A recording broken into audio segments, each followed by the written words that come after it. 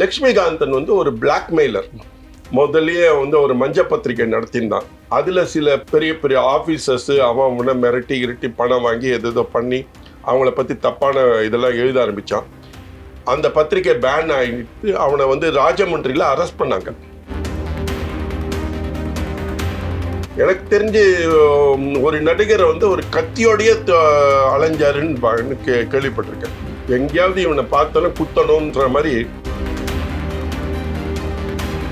அவர் வெளியிட்ட செய்திகளில் எந்த அளவுக்கு உண்மைத்தன்மை இருந்தது?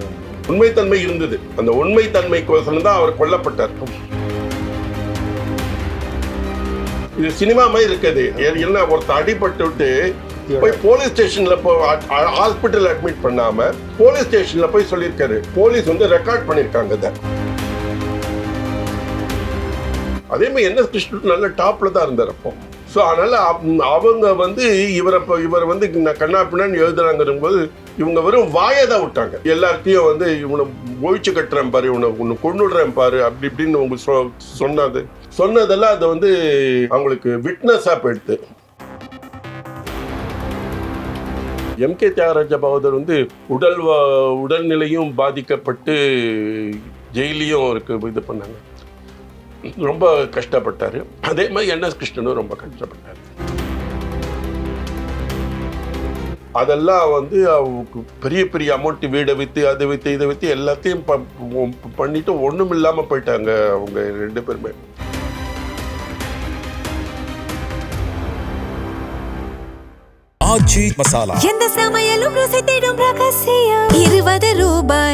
தமிழா பார்வையாளர்களுக்கு வணக்கம். திரைப்பட தயாரிப்பாளர் முக்தார் ரவி அவர்கள் நம்முடன் இருக்கிறார். அவருடன் பேசலாம். வணக்கம் சார். வணக்கம் சார். இப்போ வந்து லட்சுமிகாந்தன் கொலை வழக்கு அப்படின்னு சொல்லி ஒரு திரைப்படம் இருக்குது. ஆக்சுவலாக இந்த படம் வந்து லட்சுமிகாந்தன் கொலை வழக்கு சம்பந்தமா இல்லைன்னு சொல்றாங்க வந்து. ஆனாலும் இந்த லட்சுமிகாந்தன் கொலை வழக்கு வந்து ஒரு 80 வருஷம் கழிச்சு இன்னைக்கும் ஒரு பேசுபொருளா இருக்கு. அதை ஒட்டி வந்து இந்த லட்சுமிகாந்தன் கொலை வழக்குங்கிறது என்ன, அப்போ என்ன நடந்தது அப்படிங்கிறத பேசலாம்னு நினைக்கிறேன். ஏன்னா உங்களுக்கு நல்லா தெரியும், நீங்க அந்த கொலை வழக்கையே ஒரு திரைப்படமா எடுக்க ஒரு முயற்சிகள் உங்க சைட்ல நடந்தது வந்து. இதுல வந்து முக்கியமாக சம்பந்தப்பட்டிருந்தவங்க வந்து ஒன்னு லட்சுமிகாந்தன், இன்னொன்று தியாகராஜ பகதூர், அப்புறம் என்எஸ் கிருஷ்ணன் வந்து. ஸோ இந்த பின்னணியும் பார்த்துக்கலாம். இவங்க யார் யார் அப்படிங்கிற பின்னணியை பார்த்துட்டு என்ன நடந்தது அப்படிங்கிறத பார்க்கலாம். முதல்ல லட்சுமிகாந்தன் யார் அப்படிங்கிறத சொல்ல முடியுமா சார்? நாயகன் முடிஞ்ச உடனே அப்போ என் பிரதர் அவன் வந்து யூஎஸ்லேருந்து படிச்சுட்டு வந்தார். அவன் வந்து லக்ஷ்மிகாந்தன் கொலை வழக்கு எடுக்கணும்னு சொல்லிட்டு பிளான் பண்ணான். எங்களோட ஃபேமிலி ஃப்ரெண்டு ராண்டர் கைன்னு சொல்லிட்டு ஒரு ரைட்டர். அவர் தான் வந்து love is fine darling when you mind தவப்புதல் ஒன்று எழுதினார். அதே மாதிரி சூரியகாந்தியில் நான் என்றால் அவளும் நானும்ல அந்த இங்கிலீஷ் வேர்ட்ஸில் எழுதினார். பின்னாடி அதை வந்து ஜெயலலிதா அம்மா திருத்தினாங்க, அது வேற விஷயம். ஜெயலலிதா அம்மாவுக்கு மாமா முறை வேணும். அவங்களுக்கு ஏதோ சொந்த கசின் அவர் சந்தியா அம்மாவுக்கு மாமா முறை வேணும். அவர் வந்து இந்த கதையை வந்து எங்களுக்கு கொடுத்தாரு. லட்சுமிகாந்தன் கதையை கொடுத்தாரு. கிட்டத்தட்ட ஒரு 200 பக்கம் கண்டி எங்களுக்கு சொன்னார். வேற உட்கார வச்சுட்டு எங்களுக்கு அந்த கதையோட டீட்டெயிலும் சொன்னார். அதனால எனக்கு அந்த லட்சுமிகாந்தன் கொலை வழக்கு எனக்கு மெமரியில் அப்படியே அத்துப்படி எனக்கு. அதுக்கப்புறம் அந்த படமாக எடுக்க ட்ரை பண்ணோம். அவருக்கு ஒரு 5000 ரூபா அட்வான்ஸ் கொடுத்து அது ரைட்ஸ் வாங்கினோம். சில காரணங்களால அந்த படத்தோட பட்ஜெட் வந்து பீரியடிக்கல் மூவிங்கிறதுனால அதில் வந்து ட்ராம் வருது, சைக்கிள் ரிக்ஷா வருது, வீடுகளே மாற்றமாக இருந்தது. இப்போ இருக்கிற வீடு மாதிரி இல்லாமல் அப்போ வந்து இந்த ஸ்ட்ரீட் ஹவுஸு இந்த ஒரு மாதிரி சின்ன சின்ன வீடுகளாக இருந்தது. பிரிட்டிஷ் பீரியட் வீடு. ரெண்டாவது அந்த வீடுகளோட அமைப்பு வேற மாதிரி இருந்தது. ஸோ அதெல்லாம் வந்து செட்டுக்கிட்டு போட்டோம்னா அது காஸ்ட் எங்கேயோ போயிடும் அப்படிங்கிற ஒரு பயம் ஒன்று இருந்தது. நிறைய வாக்குவாதங்கள், வக்கீல் வாக்குவாதங்கள் நிறைய இருந்தது. அந்த வாக்குவாதங்கள் எல்லாம் ஆங்கிலத்தில் தான் இருந்தது. அது ஆங்கிலத்தில் அப்படியே தான் எடுக்கணும். அந்த ஆங்கிலத்தில் வந்து மாற்றினோம்னா அர்த்தம் மாறி போயிடும். ஸோ அதனால் அப்படி ஆங்கிலத்தை சொல்லணும் அப்படின்னு சொன்னால் அதுக்கு புரியறது கஷ்டம். ஸோ இந்த மாதிரி சில விஷயங்கள் இருந்ததுங்கிறதுனால அந்த படம் எடுக்க முடியாமல் போயிடுச்சு எங்களுக்கு.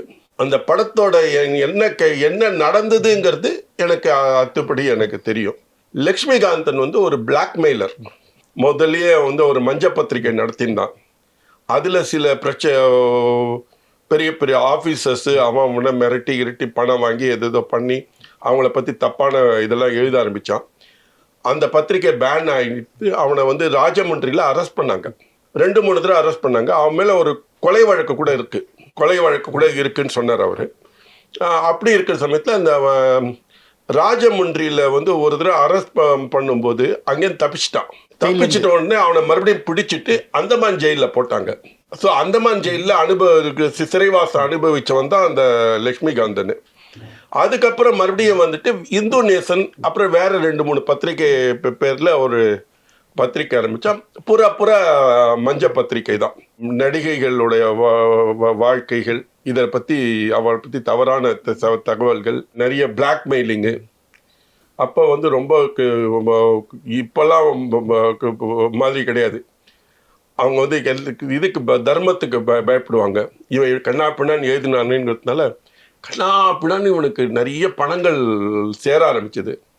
ஸோ அதில் அவன் இதே தொழிலாக ஒரு பெருசாக பண்ண ஆரம்பிச்சிட்டான். இதுதான் லக்ஷ்மிகாந்தனோட கேரக்டர். அது அதை ஒட்டி அவருக்கும் அண்டைய சினிமா உலகத்துக்கும் நடுவில் ஒரு மோதல் போக்கு இருந்ததா? நிறைய இருந்தது. தயாரிப்பாளர்கள் அவரை ஒழிக்கணும்னு நினச்சாங்க.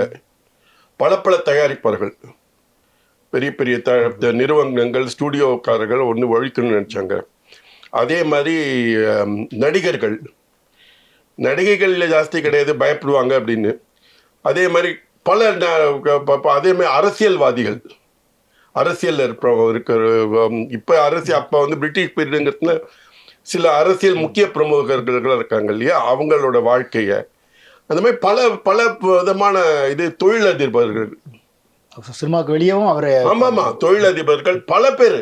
எனக்கு தெரிஞ்சு ஒரு நடிகரை வந்து ஒரு கத்தியோடைய அலைஞ்சாருன்னு கேள்விப்பட்டிருக்கேன். அவர் கையில் எங்கேயாவது இவனை பார்த்தாலும் குத்தணுன்ற மாதிரி கத்தியோடு அலைஞ்சதாக ஒரு தகவல் ஒன்று இருந்தது சார். தியாகராஜ பகதூரும் NS கிருஷ்ணனும் இல்லை. அதை தவிர அவர் வெளியிட்ட செய்திகளில் எந்த அளவுக்கு உண்மைத்தன்மை இருந்தது? உண்மைத்தன்மை இருந்தது. அந்த உண்மைத்தன்மைக்கோசரம் தான் அவர் கொல்லப்பட்டார்.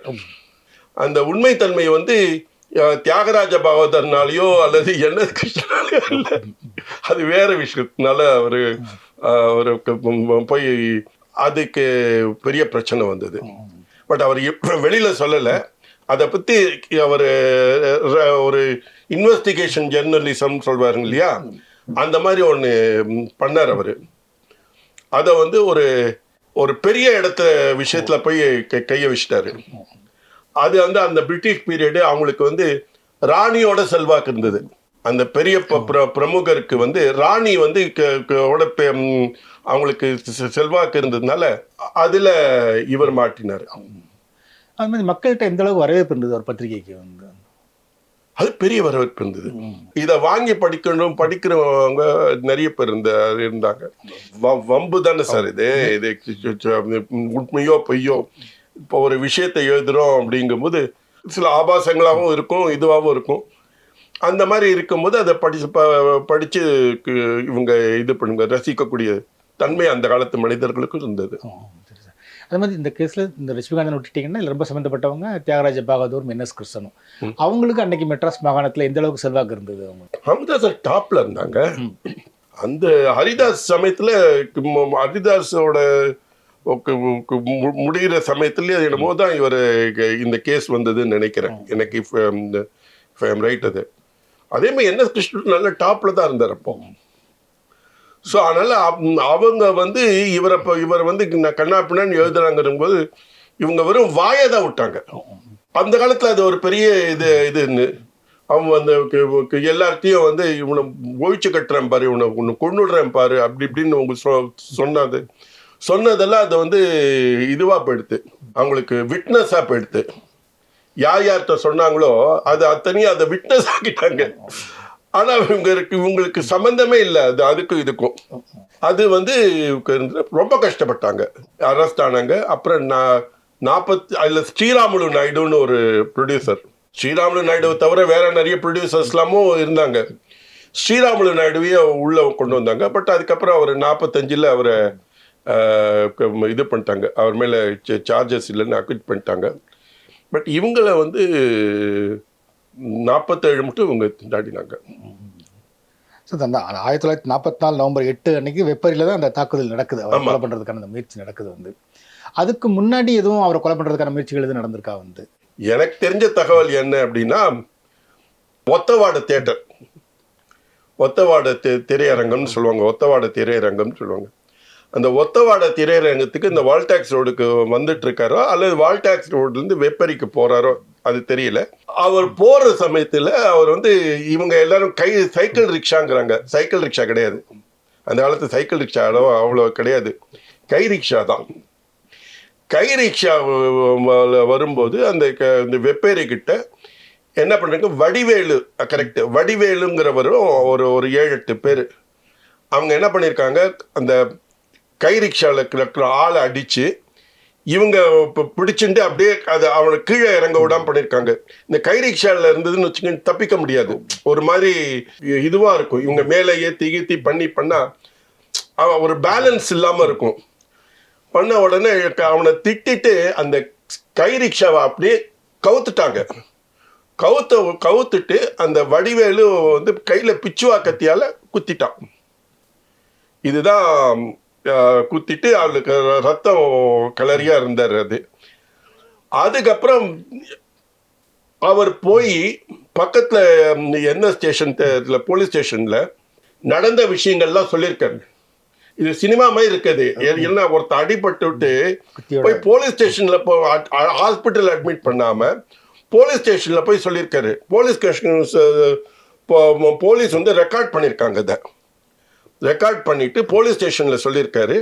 போலீஸ் ஸ்டேஷனில் சொன்னதுக்கு அதுக்கப்புறம் அவர் வந்து ஜிஹெச்சில் அட்மிட் ஆயிருக்காரு. அவருக்கு வயத்து பக்கத்தில் கத்தி பட்டிருக்கு, இந்த பக்கம்தான் பட்டிருக்கு. பட் என்னன்னா கடைசியாக அவர் இறந்தது வந்து கிட்னி ஃபெயிலியரில் இறந்ததாக தகவல் வந்தது.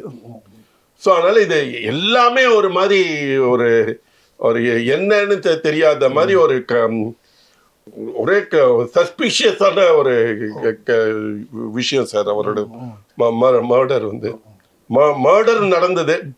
வடிவேலு கொலை பண்ணால் அவனை அரெஸ்ட் பண்ணாங்க, எல்லாமே பண்ணாங்க. பட் யார் என்ன மோட்டிவ்க்கோசரம் இவனை கொலை பண்ணாங்கங்கிறது வந்து கரெக்டான விஷயம் இல்லை.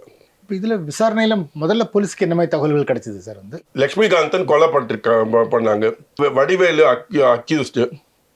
அதுக்கப்புறம் வடிவேலு சொன்ன விஷயத்தினால எம்கே தியாகராஜ பாகவதர், என்எஸ் கிருஷ்ணன், ஸ்ரீராமுலு நாயுடு இவங்க சொல்லி தான் நான் இந்த கொலையை பண்ணேன் அப்படிங்கிற மாதிரி சொன்னாங்க. ஸோ அதனால் இதுதான் அவங்களுக்கு வந்து போலீஸ்க்கு வந்து சொன்ன விஷயங்கள், போலீஸ்க்கு கிடைச்ச விஷயங்கள். இதில் தான் அவங்க வந்த உடனே எம்கே தியாகராஜ பாகவதர், என்எஸ் கிருஷ்ணன் இது பண்ணிட்டாங்க, அரெஸ்ட் பண்ணிட்டாங்க. இவங்களை அரெஸ்ட் பண்ணுறதுக்கு அந்த பர்டிகுலர் பிரிட்டிஷ் கவர்மெண்ட்டு இவங்களுக்கு அரெஸ்ட் பண்ணுறதுக்கு ஒரு இன்ட்ரெஸ்ட் இருந்தது. அவங்க வந்து இது ஜோடிக்கப்பட்டதாக எனக்கு சொன்னார் அவர். அதுக்கு காரணம் என்னன்னா,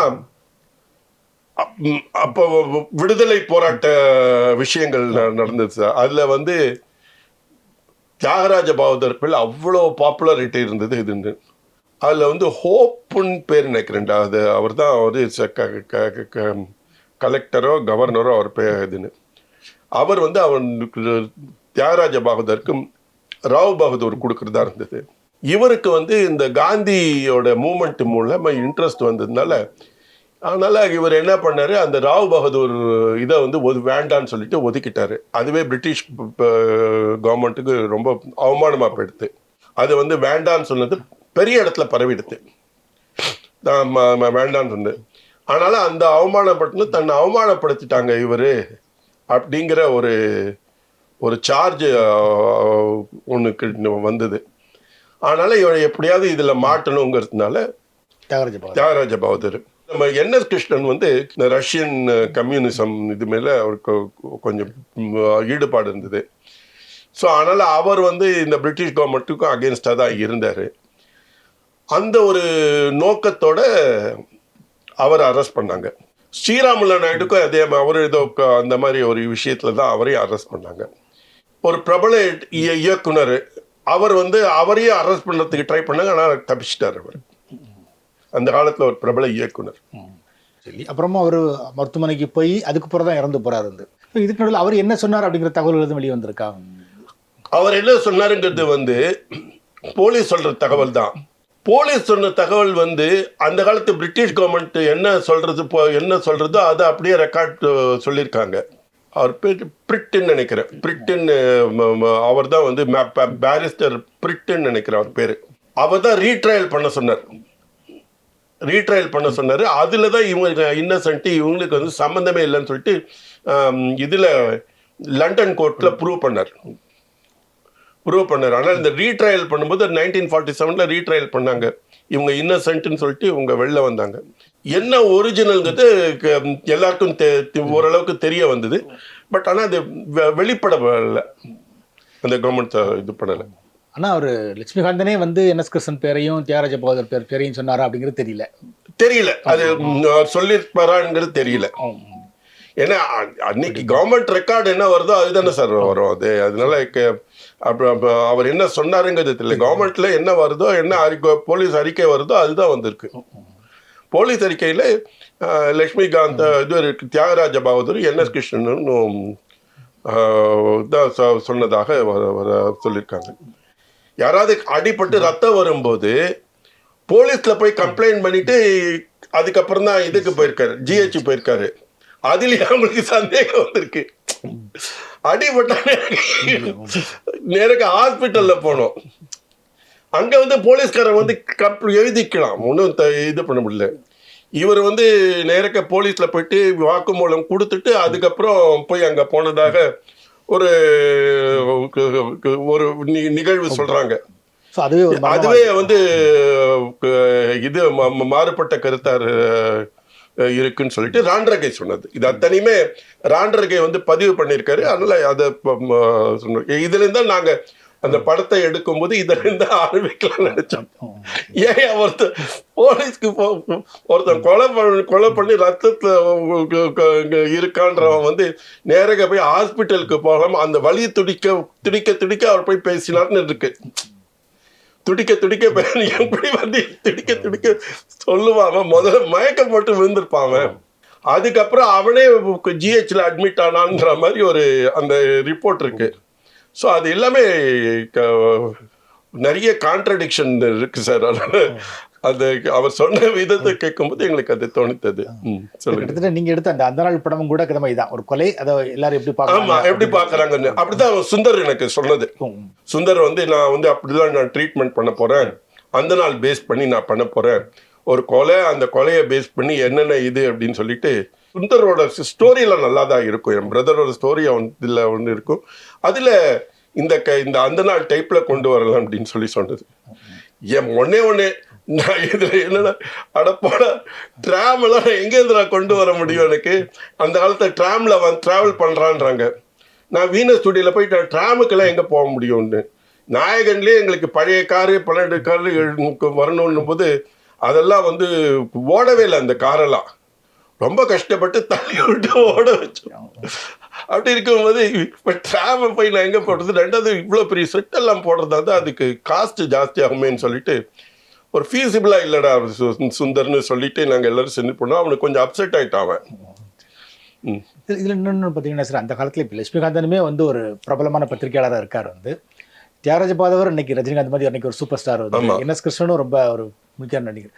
ஸோ லட்சுமிகாந்தன் கொலை வழக்கு இவங்களை அரெஸ்ட் பண்ணியிருக்காங்கிறது அன்றைக்கி அந்த சினிமா உலகில் எவ்வளோ பெரிய ஒரு அதிர்ச்சியாக இருந்தது. அது பெரிய அதிர்ச்சியாக இருந்தது சார், அது பெரிய அதிர்ச்சியாக இருந்தது. ஆனால் பட் ஒன்னே இதெல்லாம் நடக்கிற சமயத்தை நான் பிறக்கலை. இது எல்லாமே வந்து ஒரு நீங்கள் கேட்குற கேள்விகள் எல்லாமே எனக்கு வந்து என்னன்னா ராண்டர்கை தான் பதில் சொன்னோம். ஏன்னா அவர் தான் அங்கே இருந்திருக்காரு, எங்கள் அப்பா இருந்திருக்காரு.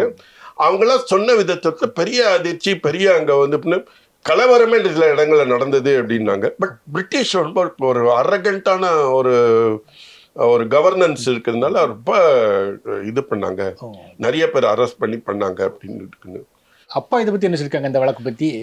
அப்பா வந்து இந்த என்ன ராண்டரகையும் அப்பாவும் இதை பேசும்போது சுந்தர் வந்து இந்த கதையை எடுக்கணும்னா, ஸோ அவங்க 3 பேரும் பேசும்போது என்னையும் கூட வச்சுருந்தாங்க.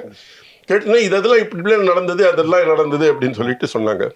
தியாகராஜ பகதூருக்கும் இவருக்கு சம்பந்தம் இல்லை. அது வந்து ஒரு பெரிய ஒரு தொழில் நிறுவனர், அவர் இங்கே வந்து மெட்ராஸில் ஒரு இது வச்சுருந்தார், தொழில் வச்சுருந்தார். அவருக்கு வந்து அவர் வந்து மெட்ராஸ்லேயும் தொழில் வச்சுருந்தார், ஸ்ரீலங்காலையும் கொலம்போலையும் ஒரு பிரான்ச் வச்சுருந்தார். அந்த காலத்தில் அவங்க என்ன பண்ணுவாங்க, போட் மெயில்னு ஒரு ட்ரெயின் ஒன்று இருக்கும். அந்த போட் மெயில் வந்து சென்னையிலேருந்து தனுஷ்கோடி போகும். தனுஷ்கோடி அந்த பேர், அது போட் மெயில், போட்டுங்கிறது அதான் அர்த்தம். அந்த போட்டுங்கிறது என்ன, அது ஸ்ரீலங்காவுக்கு போகிற ட்ரெயின். அது அந்த போட் வந்து தனுஷ்கோடியில் நிற்கும். தனுஷ்கோடியிலேருந்து ஒரு 20 கிலோமீட்டர் தலைமன்னார், அங்கேருந்து ட்ராக் இருந்துதான். ஸோ அங்கேருந்து அப்படியே எக்மோர்ல போய் கொழும்புன்னு சொல்லி டிக்கெட் எடுக்கலாம் அப்படின்னு சொல்லி. ஆமாம், கொழும்பு டிக்கெட் எடுக்கலாம், பிரிட்டிஷ் பீரியட்ல எடுக்கலாம். ஸோ அவங்க இந்த போட் மெயில்ங்கிறது நம்ம எங்கள் ஊர் தஞ்சாவூர் பாபநாசம் வழியாக தான் அது போகும் அது. ஸோ அந்த ட்ரெயினில் வந்து இந்த பெரிய செல்வந்தர் இருக்கார்ல, அவரோட ஒரு பார்ட்னர் வந்து போயிருக்காரு. அவருக்கு வந்து லேடிஸ் விஷயத்தில் கொஞ்சம் வீக்காக இருந்திருக்காரு. அதில் வந்து ஒரு நடிகை வந்து போயிருக்காங்க, அந்த காலத்தில் பிரபலமான நடிகை வந்து அவரோட ட்ராவல் பண்ணியிருக்காங்க. லக்ஷ்மிகாந்தன் என்ன பண்ணியிருக்கான், இந்த நடிகையை ஃபாலோ பண்ணிட்டு போயிருக்கான். அதே ட்ரெயினில் அவர் ட்ராவல் பண்ணுறாரு. அந்த ட்ரெயினில் ட்ராவல் பண்ணுறது என்ன ஏதுங்கிறது, இவன் வந்து செகண்ட் கிளாஸோ தேர்ட் கிளாஸ்ல பக்கத்தில் கம்பார்ட்மெண்ட்டில் இவனும் ட்ராவல் பண்ணியிருக்கான். போகும்போது என்ன ஆயிருக்கு, அந்த நடிகை வந்து திருச்சியிலையோ எங்கேயோ இறங்கியிருக்காங்க. அப்போ ஒரு கும்பல் வந்து அந்த வண்டியில் ஏறிருக்காங்க. அந்த பர்டிகுலர் செல்வந்தர் வந்து he was murdered. ட்ரெயின்லேயே மர்டர் பண்ணிட்டாங்க அவரை. போட்டு அவர் இது கூட இப்போ கொலம்பை ரீச் பண்ணதுக்கு முன்னாடி மர்டர்டுது. ஆனால் அப்போ இருந்த அந்த அவங்களோட சுற்று வட்டாரங்கள் வந்து பிரிட்டிஷ் ராணி அரச குடும்பத்துக்கு ரொம்ப வேண்டியப்பட்டவங்க. அதனால என்ன பண்ணிட்டாங்க, அதை மூடி மறைச்சிட்டாங்க. இவன் என்ன பண்ணிட்டான், லக்ஷ்மிகாந்தன் அதை இதை விட்டுட்டான். அப்போ இந்த நடிகை போகிறத விட்டுட்டான். இந்த கேஸில் அவனை கான்சென்ட்ரேட் பண்ணி யார் யார் அதை பண்ணாங்க என்னங்கிறது அதை இது பண்ண ஆரம்பிச்சிட்டான். அதை தெரிஞ்சுட்டு அவனுக்கு ஆள் செட் பண்ணி அந்த வடிவேலு இவங்க ஒரு 5-6 பேர் சேர்ந்து கொண்டதாக ராண்டர்கை எனக்கு சொன்னது.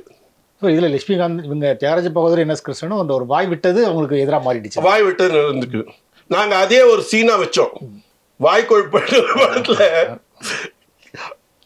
ஜனகராஜும் பாண்டியராஜும் தன்னுடைய சகலையை வந்து எப்படி கொள்ளணும்னு சொல்லிட்டு பிளான் பண்ணுவாங்க. இடிச்சப்புள்ளி செல்வராய்கிட்ட போயிட்டு அவர் கயிறு விற்பார். அவர் கயிறுட்ட வந்து ஜனகராஜ் கயிறு நல்லா ஸ்ட்ராங்காக இருக்குன்னா ரொம்ப ஸ்ட்ராங்காக இருக்குன்னு சொல்லிட்டு அவர் கழுத்தில் கட்டிவிட்டு இறுக்கி பார்க்குறேன், நல்லா ஸ்ட்ராங்காக இருக்கான்னு இறுக்கி பார்க்குறேன்னு. ஐயோன்னு நீ பரவாயில்ல, நீ புழைச்சி கிடந்த, இது நாங்கள் வந்து ஒரு கொலை பண்ணுறதுக்கோசரம் வாழ்ந்தோன்னு சொல்லிடுவோம். அதே மாதிரி வேற ஒரு இடத்துலையும் போயிட்டு இந்த மாதிரி கொலை பண்ணுறதுக்கு நாங்கள் இன்னொரு இது வாங்கிட்டு நேரಕ್ಕೆ போட்டில் உக்காந்துட்டு இவங்க பிளான் பண்ணுவாங்க. இது மாதிரி நம்ம விடக்கூடாது, நம்ம சகலையை வந்து நீ இப்படி இந்த பக்கம் இழுக்கணும், நான் இந்த பக்கம் இழுக்கணும், உசிறு போகக்கூடாது, எதுவுமே தெரியக்கூடாது, அது இதுன்னு சொல்லிட்டு பிளான் பண்ணி பண்ணுவாங்க. சரின்னு நேரக்கு போய் ஹோட்டலில் போனால் இவங்க சொன்ன மாதிரி அவன் கயிறுல கட்டி உசிறு போயிருக்கோம். அவனை யாரோ கொலை பண்ணிருப்பாங்க. அங்கேயும் ஓன்னு அலறி அடிச்சுன்னு ஓடி வருவாங்க. இதுதான் கதை. இந்த இன்ஸ்பிரேஷன் வச்சுருந்தா இதை பண்ணோன்னு வச்சுக்கோங்களேன். அதனால இவங்க வந்து வாயை விட்டாங்க. இவங்க வாயை விட்டுட்டு அது இவங்க மட்டும் இல்லை, நிறைய அந்த காலத்துல பாதிக்கப்பட்டவங்க அத்தனை பேரும் அவனை கொன்னுடணுங்கிற மாதிரி ஒரு இது பண்ணாங்க. அதுல அன்னைக்கு இருந்த அரசாங்கத்துக்கு அகெயின்ஸ்டா இவங்க பேசினால இவங்க மாட்டினாங்க. எப்படி வந்து இவங்களை நோக்கி திரும்பிச்சு சார் இந்த கொலை வழக்கு வந்து எப்படி என்எஸ் கிருஷ்ணனையும் தியாகராஜ பாதியை நோக்கி திரும்பிச்சு இந்த கட்டத்துல வந்து? அது வந்து என்னன்னா, இவங்க யார் யார் வந்து கொண்டுடணும்னு சொன்னாங்களோ அவங்க அத்தனை பெரிய விட்னஸ் ஆக்கிட்டாங்க. விட்னஸ் வந்து இந்த மாதிரி தியாகராஜ பாதிக்கு வந்து லக்ஷ்மிகாந்தரை கொலை செய்யணும்னு இது பண்ணாரு, என்எஸ் கிருஷ்ணன் வந்து இந்த மாதிரி சொன்னாருன்னு சொல்லிட்டு ஒரு அலிபி கிரியேட் பண்ணி பண்ணாங்க. அதை வச்சுட்டு இவங்களை அரெஸ்ட் பண்ணாங்க. பட் அப்போ இப்போ மாதிரி நமக்கு வந்து கேட்க முடியாது சார், ஏன்னா அப்போ இருந்தது பிரிட்டிஷ் கவர்மெண்ட்டு. ஸோ அவங்கள்ட்ட வந்து எதுவாக இருந்தாலும் அங்கே இதுக்கு போகணும், லண்டனில் தான் போய் அவங்களுக்கு இது உண்டு. ஸோ அதனால் அது ஒரு பெரிய அவங்களுக்கு ரொம்ப கஷ்டமான ஒரு நிலைமை வந்தது. அங்கே அந்த விசாரணையில் என்னென்ன நடந்ததுன்னு சொல்ல முடியுமா சார்? முக்கியமாக குறிப்பாக என்னென்ன திருப்பங்கள் நடந்தது? அங்கே வந்து பிரைவி கவுன்சில்னு ஒன்று இருக்குது சார். அந்த பிரைவி கவுன்சிலில் வந்து பயங்கர காஸ்ட்டு. அது என்னென்னா அந்த மெம்பர்ஸ் அந்த தான் வந்து அவங்க தான் அந்த பிரைவி கவுன்சிலே அட்டன் பண்ண முடியும். அந்த பிரைவி கவுன்சிலில் வந்து ராணிக்கு கீழே நடக்கும். அது அங்கே தான் அது போச்சு. அதில் வந்து பிரிட்டுங்கிறவர் வந்து ஒரு பேரிஸ்டர், அவர் தான் இது உங்களுக்கு பண்ணாங்க. அவருக்கு எக்கச்சக்கமான ஃபீஸு. ரெண்டாவது இங்கேருந்து எடுத்துன்னு போகிறவங்க வந்து சாதாரணமாக போக முடியாது, ஃப்ளைட் டிக்கெட்டு தான் ஏதோ ஒன்று போகணும், அது வேறு காஸ்ட்டு வேறு, டாக்குமெண்ட் எடுத்துன்னு போகிறதுக்கு அங்கே போய் ஆர்கியூ பண்ணுறவங்க. அதுக்கு சர்வசாதாரணமாக அப்போல்லாம் வந்து 10,000ங்கிறது பெரிய அமௌண்ட்டு. அதெல்லாம் வந்து அவங்களுக்கு பெரிய பெரிய அமௌண்ட்டு, வீடை விற்று அதை விற்று இதை விற்று எல்லாத்தையும் பண்ணிட்டு ஒன்றும் இல்லாமல் போயிட்டாங்க அவங்க 2 பேருமே. இந்த கேஸுக்கு வந்து ரொம்ப என்எஸ் கிருஷ்ணனுக்கு ரொம்ப ஹெல்ப் பண்ணது வந்து அவர் என்ன பண்ணார், அவங்க ட்ராமா ட்ரூப்பையே எடுத்துட்டு அவரை வந்து இந்த பைத்தியக்காரன் ஒரு ட்ராமா ஒன்று போட்டார். அது அப்புறம் கூட பைத்தியம் படமாக வந்துதா என்ன ஞாபகம் இல்லை. அந்த பைத்தியக்காரன் ட்ராமாவுக்கு போட்ட உடனே பல பெரிய பெரிய நடிகர்கள் நான் நடிக்க மாட்டேன்ட்டாங்க. அவர் ட்ரூப்லேருந்து வந்தவங்க பல பேர் நடிக்க மாட்டாங்க. ஏன்னா இது போலீஸ் கேஸாக இருக்குது, எங்கேயாவது இது ஆகிடும், நம்மள ஏதாவது சார்ஜ் போட்டுருவாங்களே அப்படின்னு சொல்லிட்டு அலறி அடிச்சுன்னு ஓடிட்டாங்க எல்லாருமே. அப்படியே அவர் வந்து வேற இவங்களை வச்சு நடத்தினார். அவர் பெரிய ஹிட். அதுலேருந்து வந்த பணத்தெல்லாம் இது. ஏன்னா எஸ்வி சஹஸ்ரநாமம் வந்து was an ardent NSK fan அவர். அதனால் அவர் வந்து பெரிய லெவலில் இந்த கேஸுக்கு வந்து அவர் ஹெல்ப் பண்ணார். அதுக்கப்புறம் வாசன் எஸ்எஸ் வாசன் அவரும் ஏதோ பணங்களும் கொடுத்தாரு இவங்களுக்கு எம்கே தியாகராஜ பகதூருக்கும் இதுவும். பட் அதெல்லாம் வெளியில் தெரியல. இதெல்லாம் வந்து கொடுத்தாங்கங்கிறது நம்ம ராண்டர்கை சொன்னது. அவங்க சொந்த காசுகள் சொத்துக்கள்லாம் விற்று போட்டது போக இவங்க நண்பர்கள் மூலமாக பண்ணாங்க. ஏன்னா அப்போ அது இதெல்லாம் வந்து 100 crores 200 crores மேலே இருக்கும் சார் அந்த அவங்களுக்கு செலவு பண்ணு. எம்கே தியாகராஜ பகதூர் வந்து உடல்நிலையும் பாதிக்கப்பட்டு ஜெயிலையும் இது பண்ணாங்க, ரொம்ப கஷ்டப்பட்டார். அதே மாதிரி என்எஸ் கிருஷ்ணனும் ரொம்ப கஷ்டப்பட்டார். இப்போ அரசு தரப்பில் என்ன வாதங்கள் வைக்கப்பட்டது சார்? அது மாதிரி இவங்க தரப்பில் என்ன வாதங்கள் வைக்கப்பட்டது? அப்போ இருந்த பிரிட்டிஷ் கவர்மெண்ட் வந்து என்னென்னா, இவங்க 2 பேரும் கொலை பண்ணுறதுக்கு ஒரு மோட்டிவ் இருந்தது. இவங்களை பற்றி தப்பான ஒரு தகவலை லக்ஷ்மிகாந்தன் சொல்லியிருக்கான், இவங்க மோட்டிவ் இருந்திருக்கு, இன்னென்ன பேர்கிட்ட இவங்க பேசியிருக்காங்க, இவங்களாம் விட்னஸ்ஸு. அதனால் இவங்க வந்து கொலை பண்ணுறதுக்கு மோட்டிவுக்கு இருந்ததுனால இவரை வந்து வடிவேலுங்கிறவரை ஒரு கூலி ஆட்டில் அப்பாயிண்ட் பண்ணி கொண்டு இருக்காங்க. இவங்க அதை எப்படி உடைச்சாங்க? வந்து இவங்க தீர்ப்பு என்ன வந்தது கடைசியில்? 47 அந்த பிரிட்டு என்ன பண்ணார், ரீஇன்வெஸ்டிகேட் பண்ணுன்னாங்க. அந்த டோட்டல் அந்த ட்ரையலையே டோட்டலாக இது பண்ணுன்னு அவர் என்ன பண்ணார், இவங்க ரிப்போர்ட்டில் வந்து ஒருத்தன் வந்து நேரக்க போலீஸில் போயிட்டு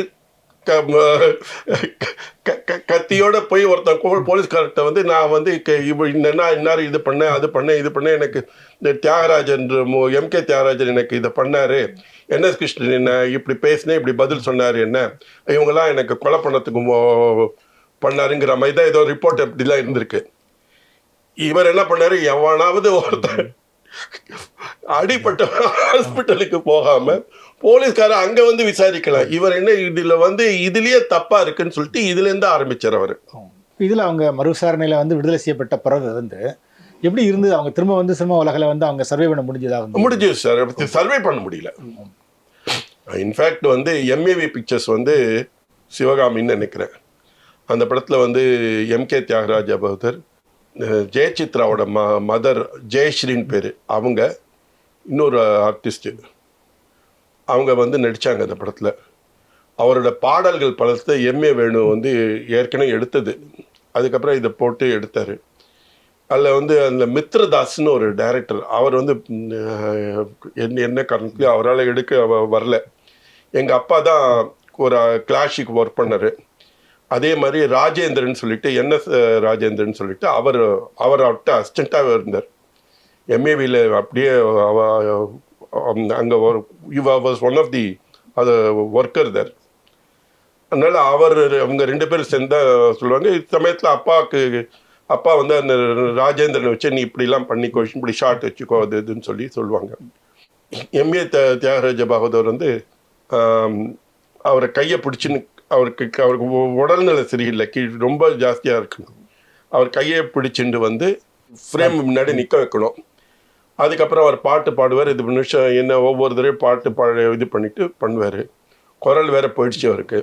ரொம்ப கஷ்டப்பட்டு பாடி கிடி பண்ணி அந்த படத்தை முடித்தாங்க.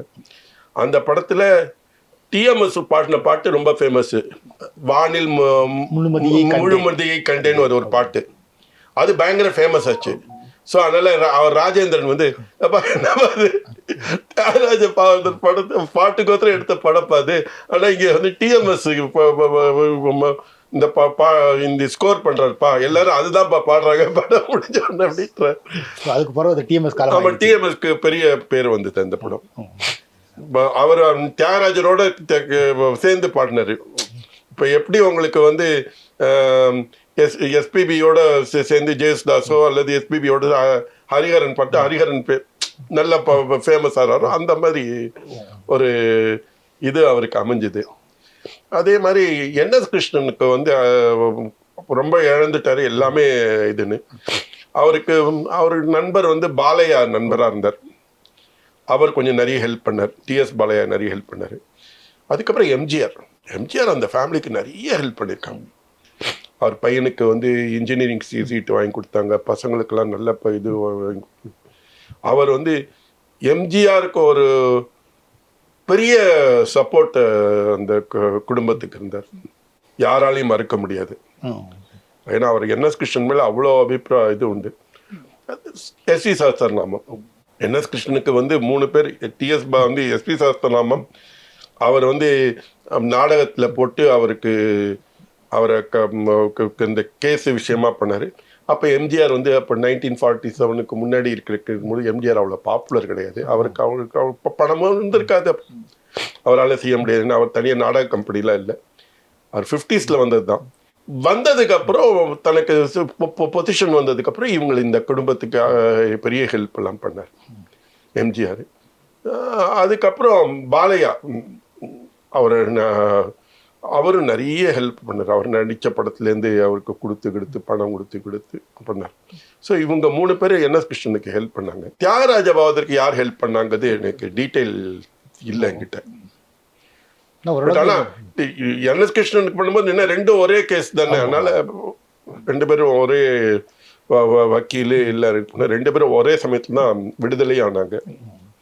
நல்லா இருக்கு, 2த்துக்கு சேர்த்தே பண்ணியிருப்பாங்களோன்னு தெரியல. ஆனால் கிட்டத்தட்ட அந்த வழக்குனால அவங்க 2 பேரோட வாழ்க்கையும் சினிமா கேரியர் அதோட முடிஞ்சு போச்சு அப்படிங்கிறது. ஆமாம், சினிமா கேரியரை முடிஞ்சு போச்சு. ஒரு வறுமை நிலைமைக்கு வந்தாங்க.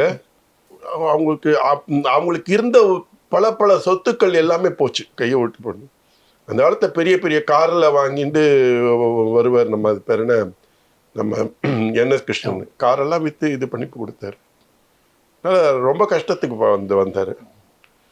பட் ஆனால் ஒன்று அவங்க பசங்கள்லாம் இப்போ நல்லா இருக்காங்க.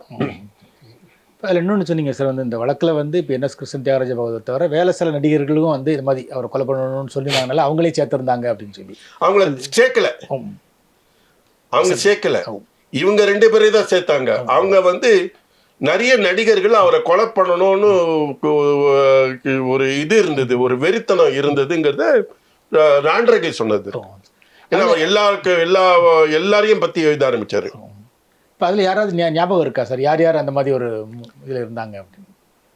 யாருன்னு நிறைய நடிகர்கள், தொழிலதிபர்கள், அப்புறம் நிறைய பேர் இந்த அரசியலை சேர்ந்தவர்கள், அவங்களாம் நிறைய பேர் இருந்தாங்க. அவங்க எல்லாருமே இவன் வந்து ஒருத்தர்னு இல்லை சார், அவன் வந்து அவனோட போக்கே வந்து என்னன்னா இந்த நடிகை அந்த நடிகர் இது கிடையாது. தொழிலதிபர் இவனோட இருக்கா, இந்த மாதிரி அப்படின்னு எல்லாரையும் பற்றி நான் எழுதியிருந்தான்.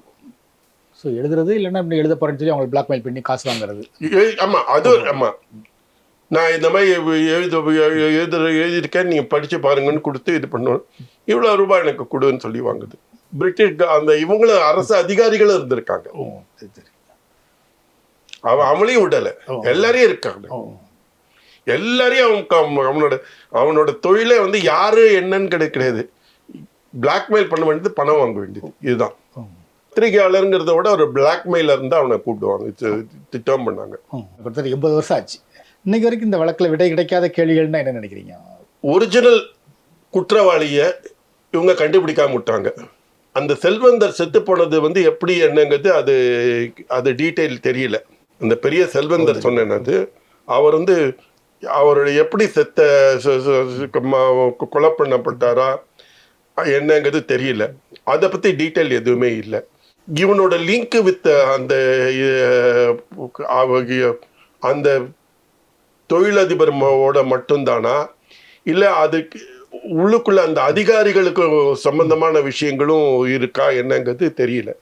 ஸோ இது வந்து ஒரு அந்த லக்ஷ்மிகாந்தன் கொலை வழக்கு வந்து ஒரு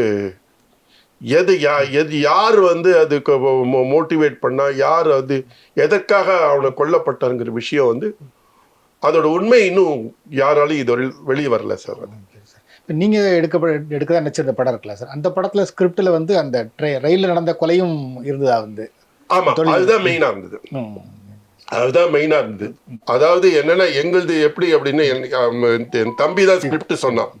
அவன் வந்து அந்த நாள் பிரகாரம் எடுக்க போகிறேன் நான், அந்த நாளில் வந்து ஒரு கொலை நடந்தது, அந்த கொலையில் என்னென்ன நடக்குது அப்படின்னு அதில் இதை இன்க்ளூட் பண்ணுறேன். இதை வந்து இவங்க எல்லாம் டிஸ்கஸ் பண்ணாங்க. நம்ம பேர் என்ன, நம்ம ராண்டர் கை அப்பா தம்பி இவங்கெல்லாம் வந்து சொல்லி டிஸ்கஸ் பண்ணாங்க. அவங்க டிஸ்கஸ் பண்ணும்போது ஒன்று மட்டும் புரிஞ்சுது, அதில் ஒரு கேரக்டரு, அந்த கேரக்டர் யாருன்னு அந்த கொண்டு போனாங்க. எதனால இவன் வந்து கொலை பண்ணிட்டான், அதில் ஒரு கேரக்டர் ஒன்று இருக்கும். இந்த கேரக்டர் யாரு, இந்த கேரக்டர் யாரு, இந்த கேரக்டர் யாருன்னு தான் அந்த கொண்டு போனாங்க.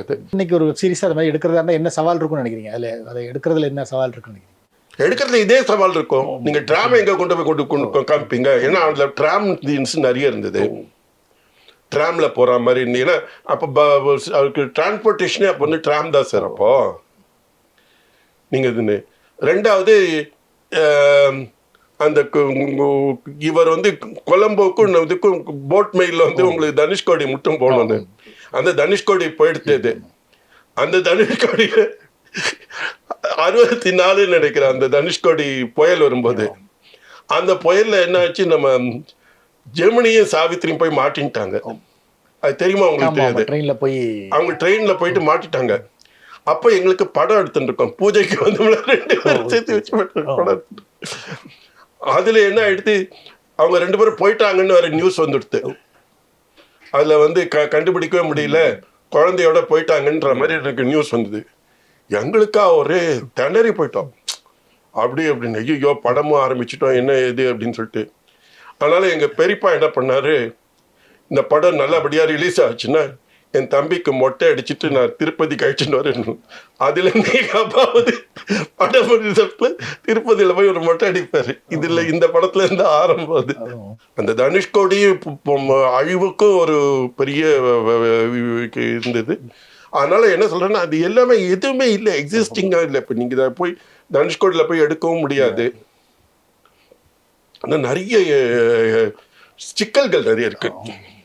அப்பா சினிமா இருந்ததுனால கேட்குறேன் சார். இப்போ அந்த என்எஸ் கிருஷ்ணன், தியாகராஜ பாகவதர் 2 பேரும் வெளியே வந்து ஒரு சினிமா கரியர் முடிஞ்சு போனதை பற்றி அப்பா உங்கள்கிட்ட எதுவும் பகிர்ந்துருக்காங்களா? வந்து இல்லை, அப்பா ஒர்க் பண்ணாங்க என்எஸ் கிருஷ்ணன். மந்திரி குமாரியில் என்எஸ் கிருஷ்ணன் வந்து காமெடி ரோல் பண்ணாங்க. அதில் அப்பா தான் வந்து செகண்ட் ஷெட்யூல் டைரக்டர் அப்பா தான். அப்போ வந்து என்ன பண்ணுவாங்க, இப்போ யோகானந்த் வந்து என்ன பண்ணுவார், டைரக்ட் பண்ணுவார். காமெடி சீன்ஸ்லாம் ஒரு அசோசியேட்டை கொடுப்பாங்க. அப்படி வரும்போது என்எஸ் கிருஷ்ணனோட ஒர்க் பண்ணார். என்எஸ் கிருஷ்ணனோட ஒர்க் பண்ணார், அதனால அவருக்கு தெரியும். தியாகராஜ பாகவதற்கு இந்த படம் சொன்ன சிவகாமி படத்துக்கு, அந்த படத்தில் ஒர்க் பண்ணதுனால அப்பாவுக்கு வந்து அப்பா அவரால் முடியல. அவர் என்ன பண்ணுவார் அப்படின்னா, குரலை வந்து கண்ணீர்னு வச்சுக்கிறதுக்கு கோதுமை அல்வா வாங்கிட்டு வருவாராம். நல்லா சூடான கோதுமை அல்வா வந்து இங்கே தொண்டையில் கொஞ்ச நேரம் வச்சுட்டு அப்புறம் துப்பிட்டு வரோம். அப்போ பின்னால் நல்ல பாடத்துக்கு நல்லா வரும் இருக்கும், ஸ்வரம் இதுவாக இருக்கும், குரல் நல்லா வருங்கிறது. அதை நான் வந்து சரத்குமார்கிட்ட சொல்லி நாங்கள் வாய்க்கு இது ராஜபாண்டி சமயத்தை சொன்னேன். அதுக்கு கோதுமை அவர் வாங்கி போட்டா அது கொதிக்கிறான் தாங்க முடியல. என்ன இது இப்படி கொதிக்குது அப்படின்னு. இதில் நாளைக்கு இந்த மாதிரி அவர் பண்ணுவார். நான் கேள்விப்பட்டவரில் அவர் வந்து பாலில் குளிச்சாருன்னு கேள்விப்பட்டிருக்கேன். இந்த வழக்குகள்லாம் முன்னாடி அவ்வளோ இதாக இருந்தவர். ஆமாம், இது பண்ணு. இதெல்லாம் வந்து அப்போ அங்கே அந்த அவர்கிட்ட ஒர்க் இந்த ராஜேந்திரன் எங்கள் அப்பாட்ட ஒர்க் பண்ணவர். அவர் வந்து எம்ஏவியில் ஒர்க் பண்ணதுனால அவர் சொன்னது தான். அவர் வந்து பாலில் குளிப்பார் அப்படின்னு. 30 வருஷம் ஆயிடுச்சு இந்த கொலை வழக்கு நடந்து. ஆனால் இன்னைக்கும் மக்களுக்கு இது மேலே ஒரு ஆர்வம் இருக்கு வந்து. அதனால தான் ஒரு படத்துக்கு தலைப்பே வந்து லட்சுமிகாந்தன் கொலை வழக்குன்னு வைக்கிறாங்க. ஏன் இவ்வளோ காலமும் தாண்டி இதுக்கு மேலே ஒரு ஆர்வம் இருக்குன்னு நினைக்கிறீங்க? பல உண்மைகள் வந்து அறியப்படாத உண்மைகள் தான் அந்த அந்த அவரோட கொலை வழக்கில். அது மாதிரி ஒரு இன்னைக்கு சாதாரண ஒரு மக்களுக்கும் சரி, எல்லாம் ஒரு சினிமாக்காரங்களுக்கும் சரி, இதிலிருந்து ஒரு பாடம்னா என்னன்னு சொல்லுங்க. அரசு பழிவாங்குதல்ங்கிறது வந்து அது நடக்கக்கூடிய ஒரு விஷயங்கள். அது எல்லா அரசுகளும் செய்து கொண்டு இருக்கிறது. அந்த மாதிரி அரசு வாங்கப்பட்ட ஒரு விஷயந்தான் தியாகராஜ பாகவதருக்கும் NS கிருஷ்ணனுக்கும் நடந்தது. அது வந்து பிரிட்டிஷ் அரசு. அவங்களுக்கு அது யார் பண்ணாங்கங்கிற விஷயம் தெரியும், எல்லாமே தெரியும். நிச்சயமாக அவங்களுக்கு எல்லாமே இன்ஃபர்மேஷன் வந்திருக்கும், எல்லாமே தெரியும். இந்த ஒரிஜினல் குற்றம் பண்ணவங்களை காப்பாற்றிட்டு இவங்க மேலே பழியை போட்டு இவங்க மேலே அதை விஷயத்தை தள்ளி இவங்களை கஷ்டப்பட வச்சு, நீ என்ன ராவ் பகதூருக்கு கொடுத்தா வேண்டாம்டா சொல்கிற அப்படின்னு சொல்லிட்டு அவரை பழி வாங்கிட்டு, அதே மாதிரி NS கிருஷ்ணன் நீ என்ன கம்யூனிஸ்ட் பேசுவியா, நீனு இனிமேல் பேசுவியா நீடு அப்படின்னு சொல்லிட்டு அவரையும் பழி வாங்கி நடத்தப்பட்ட விஷயங்கள் தான் அது. உதாரணமாக அந்த ரயிலில் நடந்த கொலையை வந்து இவர் வெளியே கொண்டு வரதுக்கு முயற்சினால அந்த ரயிலில் அந்த தொழிலதிபரை யார் கொன்னாங்களோ அவங்க தான் இவரை கொண்டிருப்பாங்க அப்படின்னு எடுத்துக்கலாமா? அவங்க தான் கொண்டாங்க. என்ன நான் வந்து அவர் ராண்ட்ரகையோட நெரேட்டிவ்க்கே வரேன். அவங்க தான் கொண்டாங்க, அவங்களுக்கு தான் மோட்டிவ் இருந்தது. அவங்க தான் வந்து என்னன்னா அது ஒரு பெரிய பெரிய பணக்கார விஷயங்கள். அது அவங்க கையில் பெரிய பெரிய நிறுவனங்கள் கையில் இருந்தது. அந்த நிறுவனங்களில் வந்து அதோட மரியாதையை காப்பாற்றி ஆகணும். அவங்கள அவங்க அந்த குடும்பத்தோட மரியாதை காப்பாற்றி ஆகணும். எவ்வளோ பேர் இருக்கு. ரெண்டாவது அந்த வாரிசு பிரச்சனையே வாரிசு தான். அவர் வந்து யாரையோ ஒருத்தரை வாரிசா எடுத்துக்கணும்னு நினைச்சாரு. அதை வந்து இந்த கும்பல் அவரை கொலை பண்ணதுனால இவங்க வந்து வாரிசை வந்து இவங்களே ஏற்பாடு பண்ணி அதில் கண்டினியூ பண்ண வச்சதான் இது. அதனால அவங்களுக்கு மோட்டிவ் இருந்திருக்கு. அதை பற்றி ஒருத்தர் வந்து எழுதுறான்னு சொல்லும்போது அவ்வளோ கவர்மெண்ட்டில் அவ்வளோ இன்ஃப்ளூயன்ஷியலாக இருக்கக்கூடியவங்க வந்து என்ன பண்ணுவாங்க, இதை தெரிஞ்சுட்டு சரி இவனை கொண்டுட்டா நமக்கு ஒன்றும் எந்த பிரச்சனையும் வராது அப்படின்னு அவங்க பார்த்தாங்க. சரி 2 பைத்தியக்காரனுங்க மாட்டினாலும் சொல்லிட்டு உள்ள வச்சுட்டாங்க. அதான். ரொம்ப நன்றி சார். Thank you sir.